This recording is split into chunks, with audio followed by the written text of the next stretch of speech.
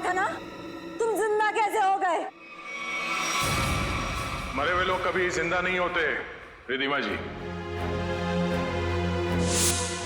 ये सब तो सीआईडी का प्लान होता है, गुनहगार से उसका जुर्म कबूल कराने का। अंकित तो कोई मरा ही नहीं था। इतना बड़ा धोखा मेरे साथ। मैं धोखा तो तुमने दिया।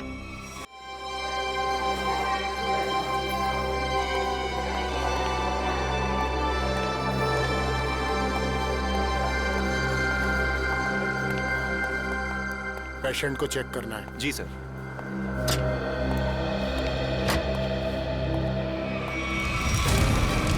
ये क्या? आग!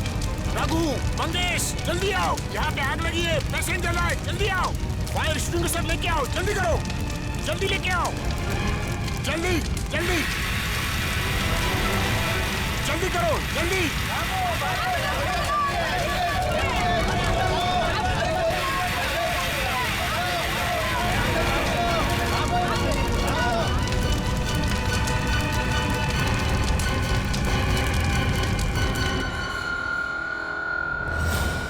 आइए सर, मैंने ही आपको फोन किया था। ये सब हुआ कैसे?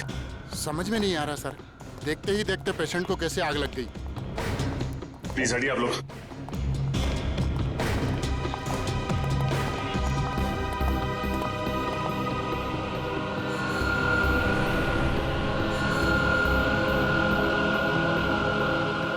डॉक्टर साहब, जिस वक्त ये आग लगी उस वक्त कोई और भी था कमरे में? नहीं सर, कोई नहीं था। मिस्टर अंश के बॉडीगार्ड बाहर ही पहरा दे रहे थे। हाँ सर, अरे इनके आने से पहले साहब अच्छी खासी लेटे हुए थे, लेकिन जैसे उन्होंने दरवाजा खोला अचानक आग लग गई।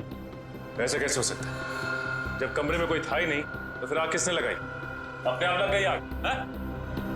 ये शॉर्ट सर्किट का चक्कर भी नहीं लगता, लेकिन ये आग जैसी भी लगी हो, हम इसका पता कर ही रहेंगे। अंश, अंश,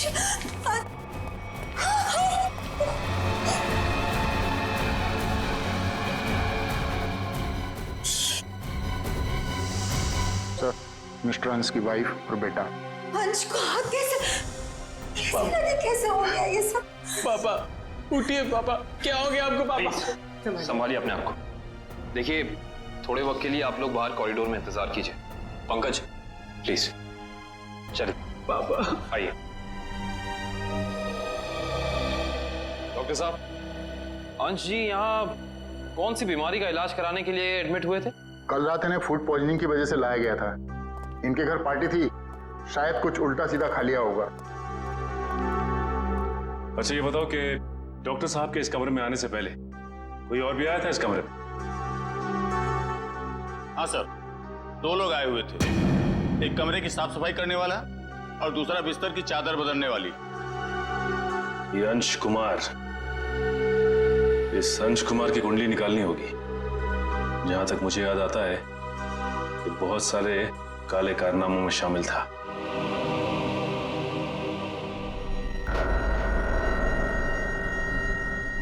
पंकज, रिधिमा और अंकित को घर भेज दिया? हाँ सर, बहुत रो रहे थे बेचारे।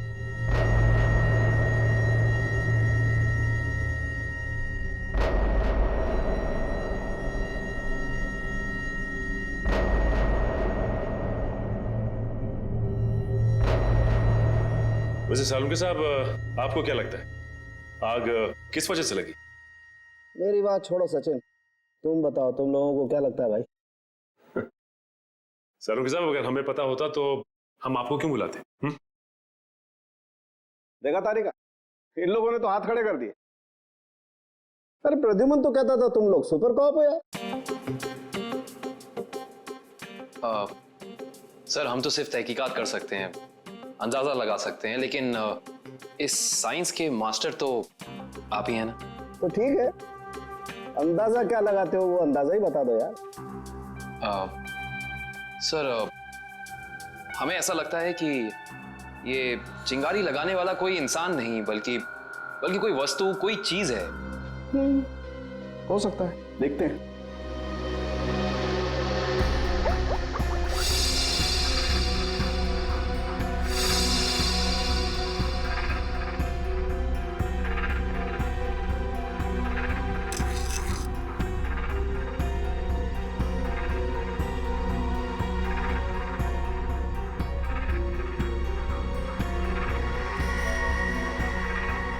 ये बात है।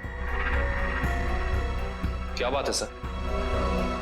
अंश की इस चमड़ी के टुकड़े पर मुझे 2 किस्म के केमिकल मिले। एक का नाम कोजू और दूसरे का चिलिंग-फी। कोजू और चिलिंग-फी? ये केमिकल के नाम या कोई चाइनीज रेस्टोरेंट के? पंकज, मजाक में। और ये दोनों केमिकल जब आपस में मिल जाते हैं तो एक तीसरा केमिकल बनता है जो बहुत ही आसानी से आग पकड़ लेता है अगर उसे एक निश्चित मात्रा से ज्यादा ऑक्सीजन मिल जाए तो। और जैसे ही डॉक्टर साहब ने इस कमरे का दरवाजा खोला, यहाँ का ऑक्सीजन लेवल बढ़ गया और अंश का शरीर खुद ब खुद जलने लगा। इसका मतलब अंश की बॉडी पे ये केमिकल हॉस्पिटल के किसी अंदर वाले ने लगाया है। अंदर वाले ने। देखिए, आप बेवजह हम पर शक कर रहे हैं। हम भला अपने मरीज की जान क्यों लेंगे? डॉक्टर साहब, हम भी यही जानना चाहते हैं कि आपने किसके कहने पे वो केमिकल अंश की बॉडी पे लगाया। देखिए, मैंने मिस्टर अंश को छुआ तक नहीं। मैं तो एक एक दवाइयां उनके बॉडीगार्ड के सामने देता था। अगर आपने नहीं छुआ तो किसने किया है? किसने स्पंज बाथ दिया उसे? देखिए, मिस्टर अंश यहाँ पर फूड पॉइजनिंग के इलाज के लिए आए थे, तो स्पंज बाथ देने का तो सवाल ही नहीं उठता। मैं कह रहा हूँ ना कि हम में से किसी ने भी उनकी बॉडी के ऊपर कोई केमिकल नहीं लगाया। अच्छा, तो आप ये कहना चाहते हैं कि डॉक्टर सालुंके गलत कह रहे हैं? जी नहीं, मैं ये बिल्कुल नहीं कह रहा हूँ। मैं सिर्फ इतना कह रहा हूँ कि मैंने या मेरे किसी भी स्टाफ ने उनकी बॉडी के ऊपर कोई केमिकल नहीं लगाया है। 2 लोग आए हुए थे, एक कमरे की साफ सफाई करने वाला और दूसरा बिस्तर की चादर बदलने वाली। माय गॉड, कहीं वो केमिकल उस चादर पे तो नहीं लगा हुआ था जो अंश के कमरे में बिछी हुई थी? डॉक्टर साहब, ये सारी बेडशीट कहाँ रखी जाती? देखिए सर, यहाँ पर सारे रूम नंबर्स लिखे हुए हैं और उस कमरे के रूम के अनुसार वहाँ की बेडशीट और बाकी का सामान रखा हुआ है। सर, ये अंश के रूम का लॉकर है।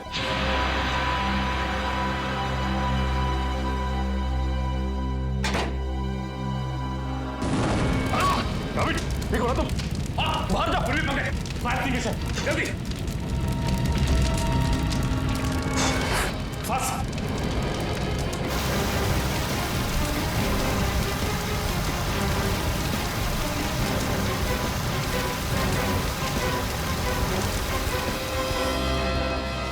काबिल लगता है थोड़ा केमिकल रह गया था इसमें। सही कह रहे हो सचिन, अब तो इस लॉकर को बाहर निकालना ही पड़ेगा। आप लोग प्लीज थोड़ा पीछे रहिए।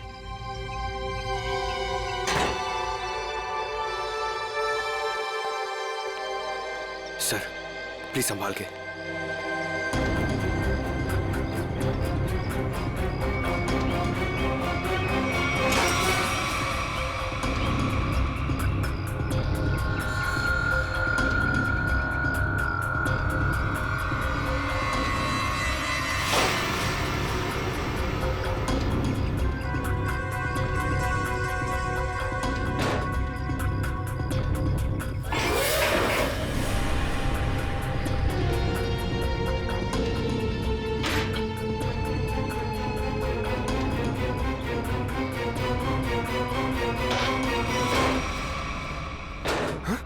सर, ये क्या? आपकी बार तो आग ही नहीं लगी। क्या बोलते? आग सिर्फ इसमें लगी। ये देखो, सिर्फ ये बैग जला है, बाकी सारी की सारी चीजें बिल्कुल वैसी हैं। ये देखो। सर, इसका मतलब केमिकल इस बैग में होगा और बेडशीट इसी बैग में लाई होगी। हाँ पंकज, एग्जैक्टली ऐसा ही हुआ है। डॉक्टर साहब, ये वही लेडी है ना जिन्होंने अंश के कमरे में वो चादर बिछाई थी? जी सर, शीला। मैंने कुछ नहीं किया सर। मैं इन केमिकल्स के बारे में जानती तक नहीं हूँ। ज्यादा भोली मत बनो। अंश के कमरे की चादर तुमने ही बदली थी ना? बदली थी, मगर क्या? एक औरत ने मुझे 50,000 रुपए दिए थे और कहा था अंश साहब के कमरे में ये चादर बदल देना। उसने आपको पैसे दिए और आपने पैसे ले लिए? हाँ? एक बार भी नहीं सोचा कि इसके पीछे उसका मकसद क्या है? मुझे क्या पता था साहब, कोई ऐसे तरीके निकालेगा किसी का खून करने के लिए। उसका चेहरा पहचानती हो? स्केच बनवा सकती हो उसका? नहीं, उसने अपना चेहरा दुपट्टे से ढक रखा था। चेहरा ढका था, लेकिन कुछ तो याद होगा, कुछ तो देखा होगा। हाँ, उसके दाहिने हाथ पर एक काला सा निशान था, यहाँ पर।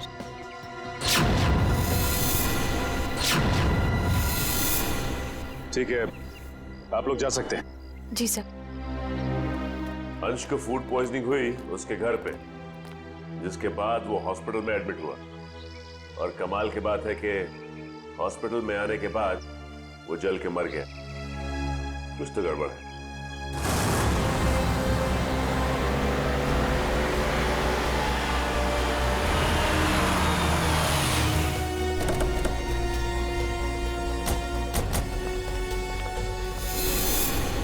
सर, इस घर पे तो जगह जगह सीसीटीवी कैमरास लगे हैं। और इतने सारे बॉडीगार्ड्स।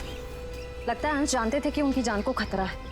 राइट श्रेया, कोई ना कोई बात तो जरूर थी, वरना इतनी ज्यादा सिक्योरिटी कोई मामूली इंसान नहीं रखता। किससे मिलना है आपको? सीआईडी? अब अंदर जा सकते हैं? Thank you.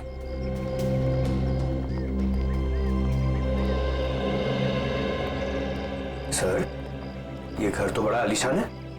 अंश बहुत पैसे वाला रहा होगा। जितना बड़ा आदमी उसके उतने ज्यादा दुश्मन। नमस्कार। नमस्ते। आपसे कुछ सवाल पूछने थे। जी पूछिए। जिस रात अंश जी की तबीयत खराब हुई, उस रात उनका खाना किसने बनाया था? साहब, खाना तो मैंने बनाया था, लेकिन मैंने कुछ नहीं किया। तो फिर सिर्फ अंश की तबीयत क्यों खराब हो और किसी की क्यों नहीं? मुझे मालूम नहीं। अब मालूम नहीं कहने से तो काम नहीं चलेगा ना। कोई तो था जो चाहता था कि अंश हॉस्पिटल पहुंचे, ताकि वहां वो खूनी बड़ी आसानी से उस जुर्म को अंजाम दे सके। एनीवेज, हमें उस पार्टी की गेस्ट लिस्ट चाहिए थी। जी। गोपी पिछले 5 साल से उनका खाना बना रहा है, ये ऐसा कुछ नहीं कर सकता। तो और कौन कर सकता है? क्या आपको किसी पर शक है? शायद गगन। गगन? अच्छा, ये गगन कौन है? पापा का बिजनेस मैनेजर था। अभी कुछ दिन पहले उसे नौकरी से निकाल दिया था। पार्टी में गगन भी आया था? हाँ, मगर बिन बुलाए। हाँ साहब, गगन हो सकता है। उस दिन पार्टी में मैंने उसको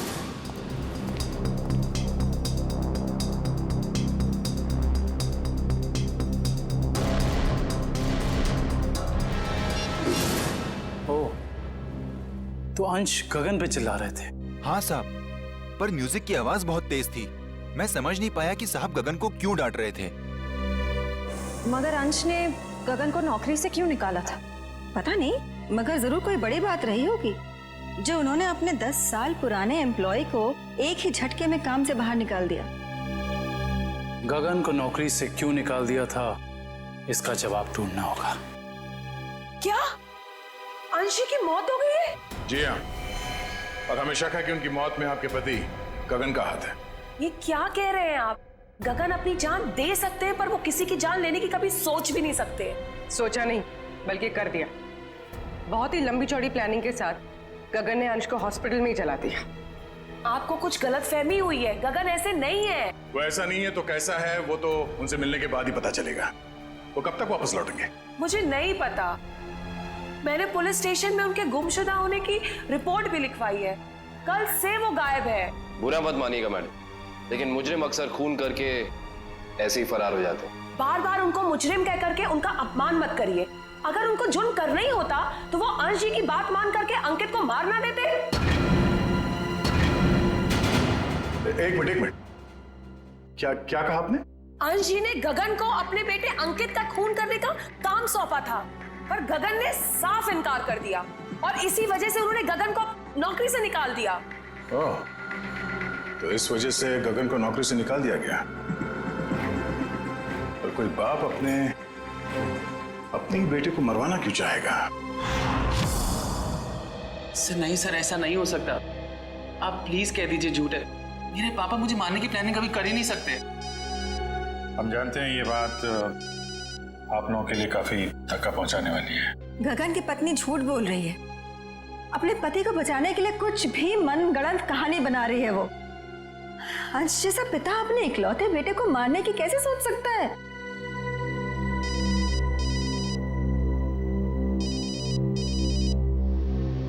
किसका फोन है अंकित? चाहो तो बात कर लो। नहीं सर, इम्पोर्टेंट फोन नहीं है। एक्चुअली मेरा एक फ्रेंड मुझे मिलने के लिए परेशान कर रहा है और फिलहाल मैं किसी से मिलना नहीं चाहता। सर, अगर आपके सवाल पूरे हो गए हो तो क्या हम जा सकते हैं अब? हमें अंश की शोक सभा की तैयारी करनी है। ठीक है, आप जा सकते हैं। इशिता? Yes sir.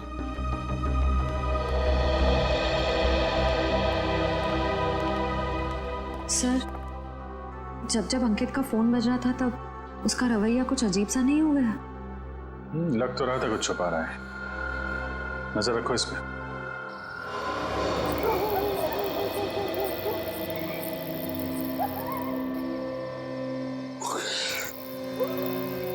सर, हम लोग क्या रात भर यहीं खड़े रह के पहरा देंगे?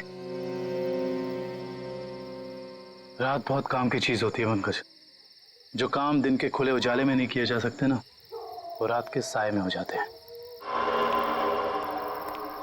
सर, अंकित आ रहा है। आ नहीं रहा श्रेया, हमें ले जा रहा है अगले सुराग तक।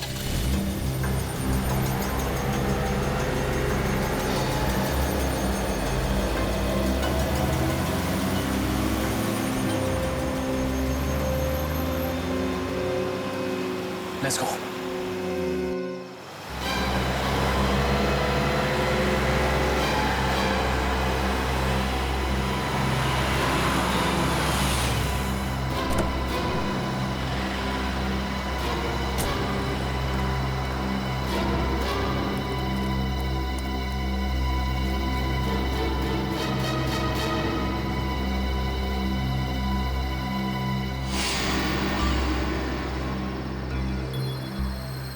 सर, ये इतनी रात को यहाँ ढाबे पे खाना खाने को आए हैं?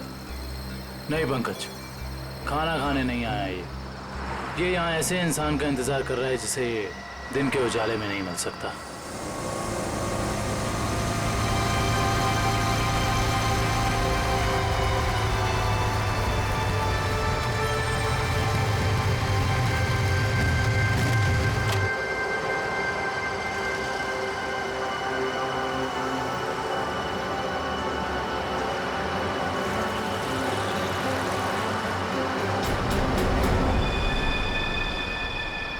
सर, मैंने तो सोचा ये लड़का होगा, ये तो लड़की निकली।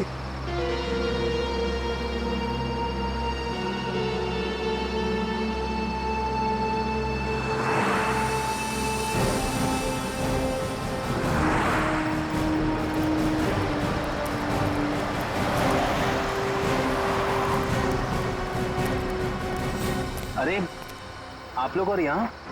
हाँ, हम बहुत मेहनत कर रहे हैं आपके पापा के खूनी को ढूंढने की। वैसे ये कौन है? ये स्वाति, मेरी बेस्ट फ्रेंड है। हाँ, वो तो हमने देख ही लिया है। देखिए आप लोग प्लीज मेरी मम्मा से मत कहिएगा कि मैं इससे यहाँ मिलाऊं। क्यों? वो आंटी मुझे इतना पसंद नहीं करती। क्यों पसंद नहीं करती? मालूम नहीं, पर नहीं करती और उनके गुस्से से मुझे बहुत डर लगता है। ठीक है, नहीं बताएंगे। सब बचपन से ही मुझे प्रिंसिपल ऑफिस के बाहर खड़े होने में बड़ा डर लगता था। कभी सोचा नहीं था कि सीआईडी का काम मुझे एक बार फिर यहीं ले आएगा। काफी शरारती बच्चे थे तुम, इसलिए प्रिंसिपल के कैबिन के बाहर खड़े कर दिए जाते थे। बस यूं ही कभी कभी टीचर पनिश कर देते थे। आइए, आपको प्रिंसिपल साहब ने अंदर बुलाया। हेलो। हेलो, सॉरी आप लोगों को इंतजार करना पड़ा। That's okay. हम यहाँ अंकित कुमार नाम के एक स्टूडेंट के बारे में कुछ जानकारी हासिल करने आए हैं। अंकित कुमार? तो वो तो बहुत ही ब्राइट स्टूडेंट है इस कॉलेज का। पढ़ाई लिखाई, खेल कूद, डिबेट, ड्रामा, हर चीज में वो नंबर 1 रहता है। अच्छा, इतना होनहार है वो? हाँ, बल्कि इस बार कॉलेज का स्टूडेंट ऑफ ईयर अवार्ड भी तो उसे ही मिला है। ये देखिए, ये रही उसकी फोटो। इसमें अंकित कुमार कहाँ है? यही तो है। ये? नहीं, आपको कोई गलतफहमी हो रही है। हम लोग अंश कुमार के बेटे अंकित कुमार के बारे में बात कर रहे हैं। हाँ हाँ, यही तो है अंश कुमार और रिद्धिमा का बेटा। सर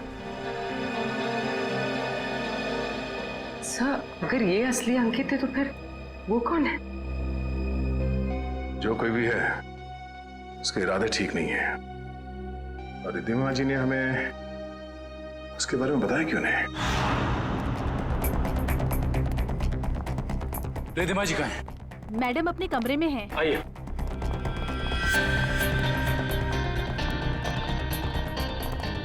मैडम सीआईडी वाले आए हुए हैं। मैडम। रिद्धिमा जी।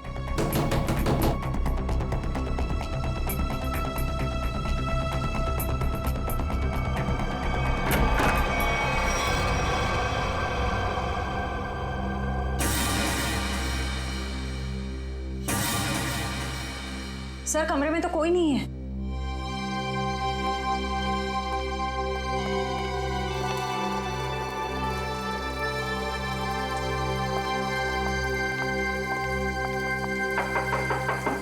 रिद्धिमा जी।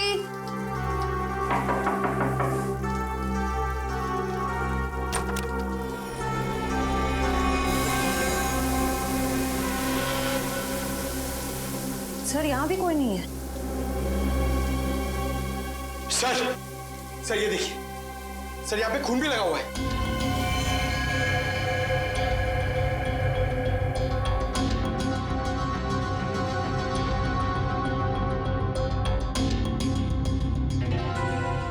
शायद रिद्धिमा जी का किडनैप हो गया है। इन टुकड़ों को देख के तो यही लगता है कि उनकी किडनैपर के साथ हाथापाई हुई होगी। अंकित कहाँ है? बुलाओ उसे। अंकित बाबा तो आज सुबह घर से बाहर चले गए हैं। निखिल, अंकित को फोन लगाओ। इस कमरे में इतना कुछ हो गया और किसी को भनक तक नहीं लगी। फायदा क्या घर में इतनी सिक्योरिटी का? अच्छा ये बताओ कि खिड़की के पीछे की तरफ भी कैमरा लगा है ना? जी सर। मुझे उसकी फुटेज देखनी है।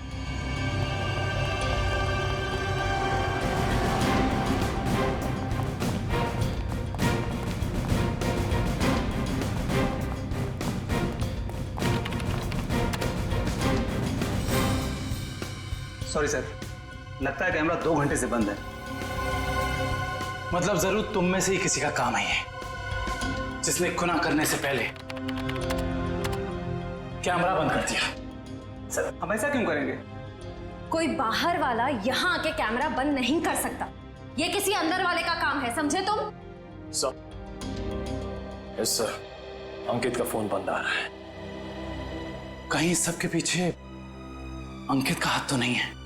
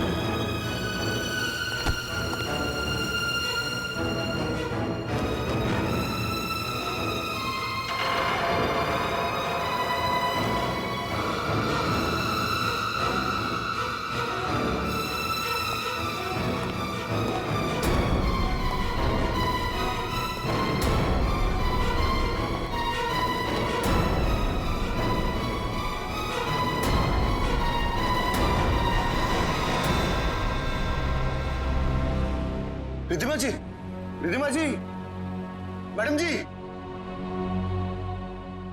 रिद्धिमा जी, उठिए मैडम जी, रिद्धिमा जी।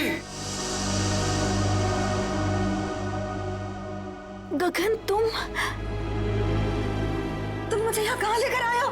मेरे पति को मार दिया, आप मुझे भी मारोगे? नहीं नहीं, ये आप क्या कह रही हैं? मैंने तो अंश साहब का नमक खाया है, उनके लिए जान दे सकता हूँ। मैं मारने का तो मैं सोच भी नहीं सकता। तो फिर कौन लेकर आया मुझे यहाँ पर? क्यों आए हम? शायद उसी ने जिसने हम दोनों को किडनैप किया है। तुम भी? जी हाँ, मैं भी आप ही की तरह इस चारदीवारी में कैद हूं। हे भगवान, उसका अगला निशाना कहीं मेरा राज तो नहीं? तो तुम हो राज, अंश और रिधिमा जी के असली बेटे। जी सर, मुझे तब तक यकीन नहीं कि पापा इस दुनिया में नहीं रहे। मम्मी ने तो मुझे इस बारे में कुछ बताया तक नहीं। लेकिन रिधिमा जी ने ये बात छुपाई क्यों तुमसे? उसी वजह से जिस कारण से उन्होंने मुझे दुनिया से छुपा कर रखा और अंकित को अपना बेटा बना लिया। लेकिन ऐसी भी क्या वजह थी जिसने एक माँ बाप को अपने बेटे से दूर कर दिया? सर, आप तो सीआईडी वाले, आपसे तो कुछ बात छिप नहीं सकती। अपने खानदानी बिजनेस को आगे बढ़ाने के लिए मेरे पापा ने कुछ गैर कानूनी काम किए हैं। जी हाँ, जैसे रिश्वत देना, करप्शन को बढ़ावा देना, गैर कानूनी बिल्डिंग्स बनवाना और कभी कभी गैंगस्टर्स की मदद करना। सर, मुझे ये कहते हुए बहुत शर्मिंदगी है कि मेरे पापा इस देश के अच्छे नागरिक नहीं बन सके और वो बहुत ही अच्छे पिता थे। इन गैंगस्टर से बचाने के लिए उन्होंने मुझे दुनिया से छुपा कर रखा। तो तुम्हारी सुरक्षा के लिए उन्होंने तुम्हें खुद से दूर कर दिया और गोद ले लिया अंकित को, ताकि कभी कोई तुम्हारे परिवार को नुकसान पहुंचाता तो निशाने पे अंकित होता, तुम नहीं। एग्जैक्टली। और जब ये बात अंकित को पता चली, उसका रवैया कुछ उखड़ सा गया। उसने मम्मी पापा की इज्जत करना बंद कर दिया। पिछले कुछ दिनों से तो वो पापा को ब्लैकमेल कर रहा था कि अगर उसे प्रॉपर्टी का आधा हिस्सा नहीं मिला तो वो ये राज पूरी दुनिया को बता देगा। सर हो सकता है शायद इसी वजह से अंश ने अंकित को मारने के लिए गगन से कहा। हाँ सर, हो सकता है कि गगन की वाइफ सच कह रही हो सकता है। और ये भी हो सकता है कि रिधिमा जी की किडनैपिंग में उनके गोद लिए हुए बेटे अंकित का ही हाथ हो। सर, प्लीज मेरी मम्मी को बचा लीजिए। मैं पहले ही अपने पापा को खो चुका हूं, मम्मी को नहीं खोना चाहता। घबराओ मत, कुछ नहीं होने देंगे मेरी रिधिमा जी को।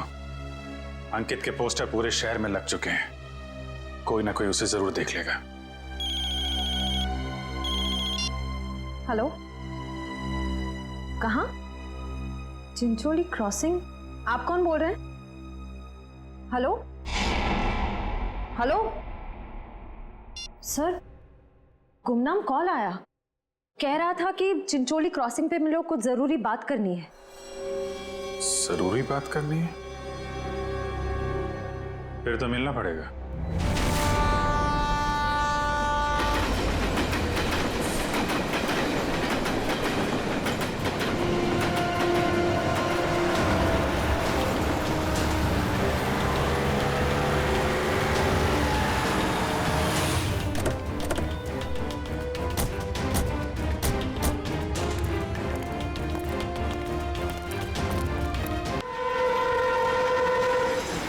बताओ क्या बताना चाहते थे?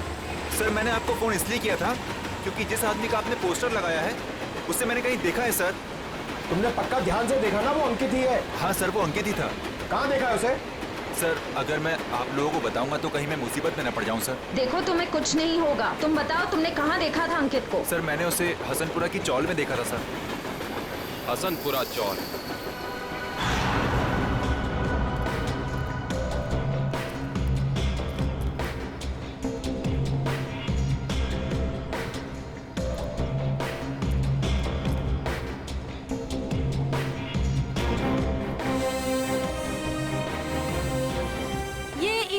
इधर? हाँ।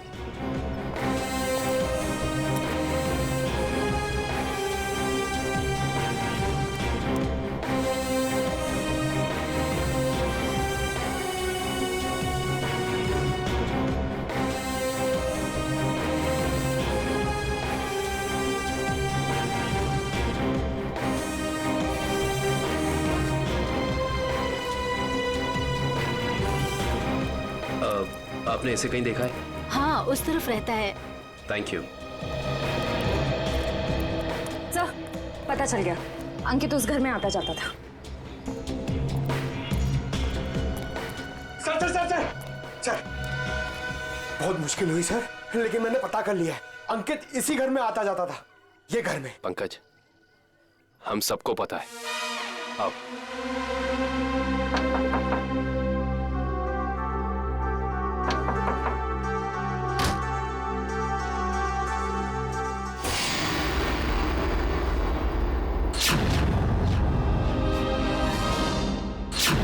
साहब आप लोग? हाँ, हम लोग। सर यहाँ? हमें एक बॉडीगार्ड की जरूरत थी, तो सोचा क्यों ना तुमसे मिल लिया जाए। क्या मजाक करते हैं साहब? सीआईडी को कब से बॉडीगार्ड की जरूरत पड़ने लगी? जब से तुम जैसे बॉडीगार्ड गुनाह करने लग गए। जिस परिवार ने तुम्हें अपनी सुरक्षा के लिए रखा था, तुम उसे ही नुकसान पहुंचा रहे हो। ये क्या कह रहे हैं साहब आप? अंकित क्यों आता था यहाँ? अंकित बाबा यहाँ नहीं आए। हमसे झूठ बोलने का कोई फायदा नहीं है। सीआईडी से ना कोई बच सका है और ना बच पाएगा, इसलिए कह रहे हैं सब सच सच बता दो। हम जान चुके हैं कि अंकित अंशी का बेटा नहीं है। बताओ क्या सच है? बोलो क्या सच है? बताता हूँ। दरअसल में अंकित का असली बाप मैं हूँ। तुम? हाँ, अंश साहब मेरे बेटे को गोद लेना चाहते थे और मैं भी अपने बेटे के सुनहरे भविष्य के लिए उन्हें मना नहीं कर सका। मगर तुम्हारे अंकित ने जिस थाली में खाया उसी में छेद किया। पहले अंश को मार डाला, फिर रिद्धिमा को किडनैप कर लिया। नहीं साहब, मेरा बेटा ऐसा नहीं कर सकता। मैं उसे अच्छी तरह जानता हूँ। अगर ऐसा है तो हम अंकित को कुछ नहीं होने देंगे, लेकिन अब हमें साफ साफ बताओ ये अंकित हमें मिलेगा कहाँ? अंकित अपने दोस्त स्वाति के साथ है, ग्रीन सी लॉज में। ग्रीन सी लॉज?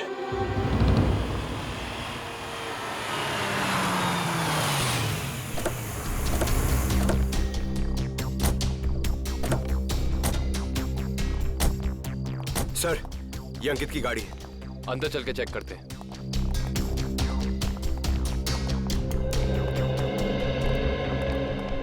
सीआईडी, उस सफेद गाड़ी में जो आए हैं वो कौन से कमरे में ठहरे हुए? Room number 113। Thank you. आओ।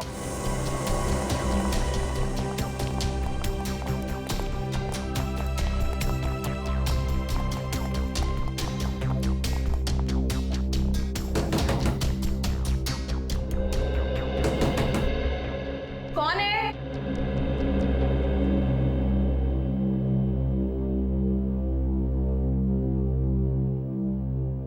मैडम, हम रूम सर्विस से हैं, जरा खोलिए ना, चॉकलेट केक लाए हैं आपके लिए। मगर हमने तो केक नहीं मंगवाया। मैडम वो क्या है ना, हमारे होटल का 5वीं सालगिरह है, इसीलिए हम सबको चॉकलेट केक खिला रहे हैं। आप भी खाइए ना प्लीज। सीआईडी,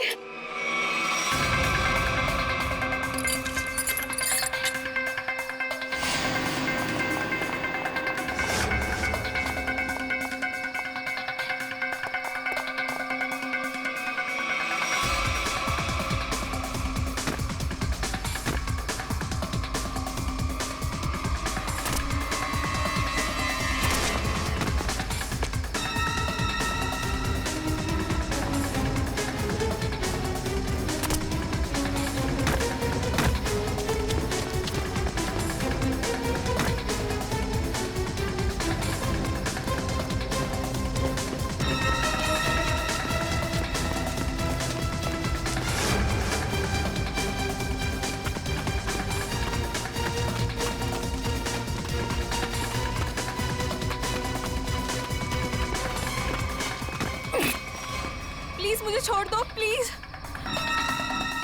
तुम वही हॉस्पिटल वाली लड़की हो? प्लीज मुझे जाने दो, मैंने कुछ नहीं किया। सीआईडी की आदत नहीं है मुजरिमों को जाने देने की। हाँ, मैंने ही पैसे दिए थे उस लड़की को ताकि वो केमिकल वाली बेडशीट अंश के बेड पे बिछा सके। किसके कहने पे किया था तुमने ये? अंकित के। कहाँ मिलेगा ये अंकित? पता नहीं। अच्छा, तो ये तो पता होगा ना कि रिद्धिमा को कहाँ छिपा के रखा है। नहीं नहीं पता। ये पता नहीं, वो पता नहीं, तुम्हें पता क्या है स्वाति? गगन कहाँ है ये पता है मुझे। I see। तो और क्या क्या पता है तुम्हें?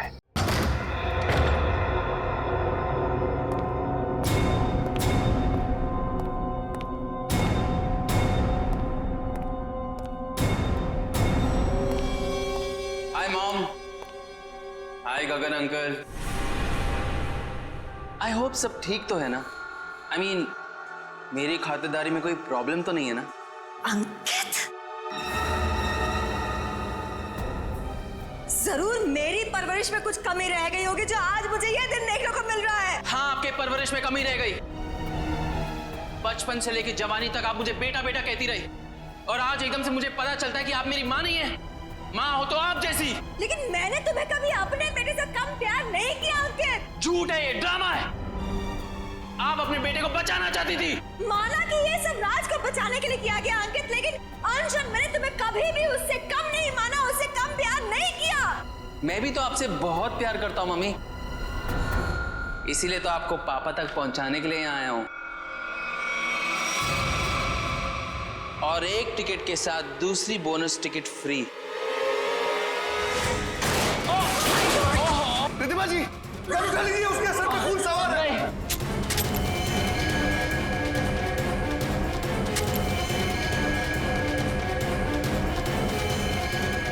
गगन, ये पकड़ो, पकड़ो।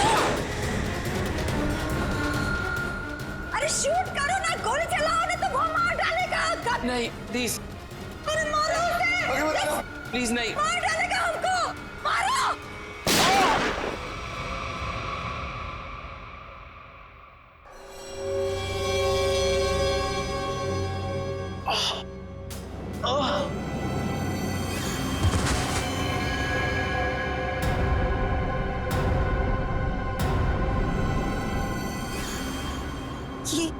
ये क्या क्या क्या तुमने उसे मार डाला? तुम उसके पैर में फायर कर सकते थे ना, उसे मार डाला तुमने। गगन, व्हाट डिड यू डू? मेरे से घबराहट में गोली चल गई, वैसे मारना नहीं चाहता था।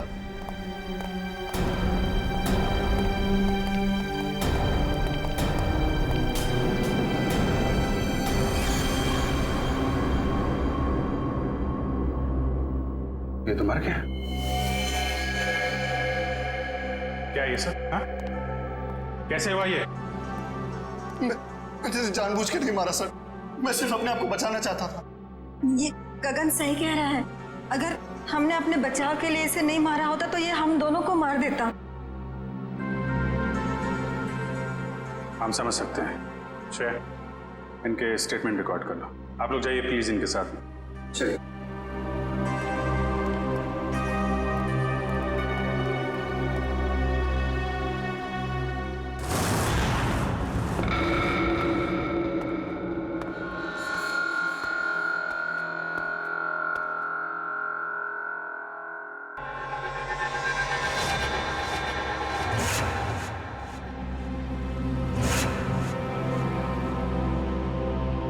मम्मी, मम्मी, मम्मी,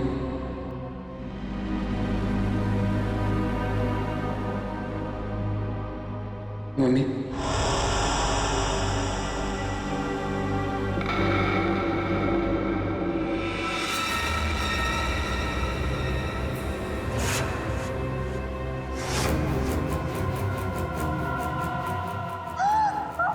आपने मेरे साथ ऐसा क्यों किया? हमने मेरे साथ ऐसा क्यों किया मम्मी? क्यों मुझे धोखा दिया?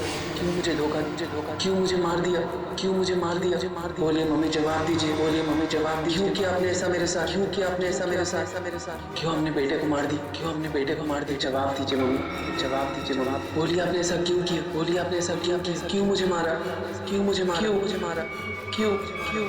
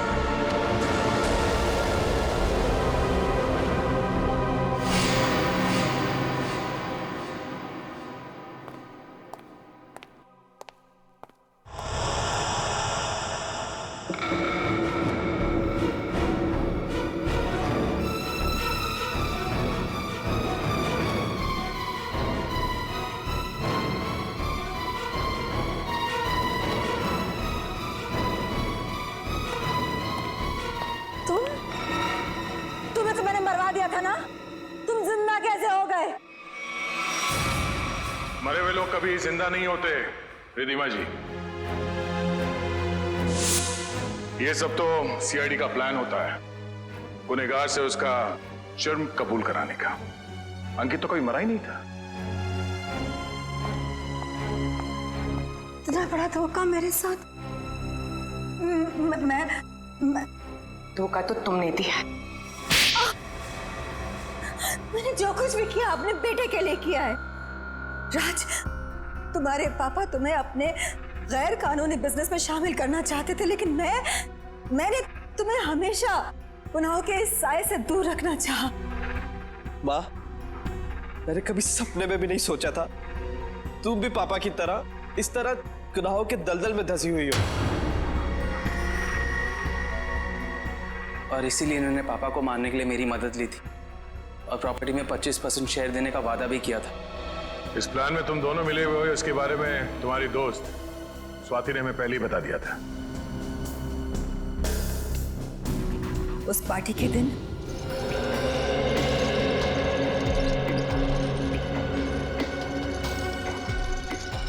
ओह माय गॉड, कितना ऑयली खाना लेकर जा रहे हो साहब के लिए? डॉक्टर ने परहेज के लिए कहा है ना। जाओ सैंडविच और जूस लेकर आओ। जाओ। मगर साहब ने? साहब तुम्हारे बॉस हैं, बट साहब की बॉस मैं हूँ। जाओ। जी मैम।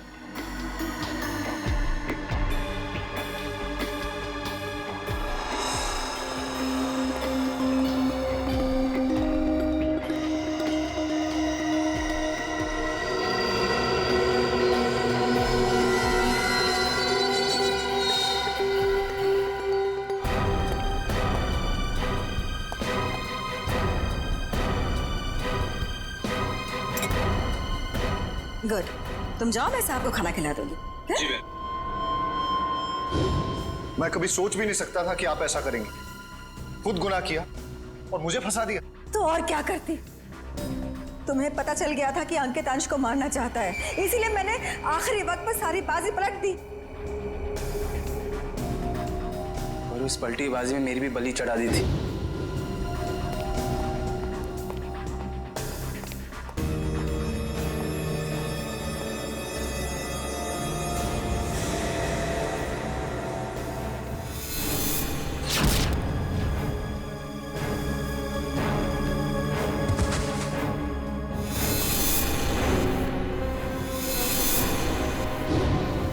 मुझे पता चला कि गगन को तो पूरी सच्चाई पता ही नहीं है। उसे तो यही नहीं पता कि अंश की मौत में मेरा हाथ है, इसलिए मैंने सारा इल्जाम अंकित पर डाल दिया। राज, मैंने ये सब तुम्हारे लिए किया बेटा। गुनाहों पे ममता की चादर ओढ़ देने से तुम्हारे पाप धुल नहीं जाएंगे मैडम। आप दोनों का फैसला अदालत करेगी, या तो फांसी होगी या फिर जिंदगी भर जेल।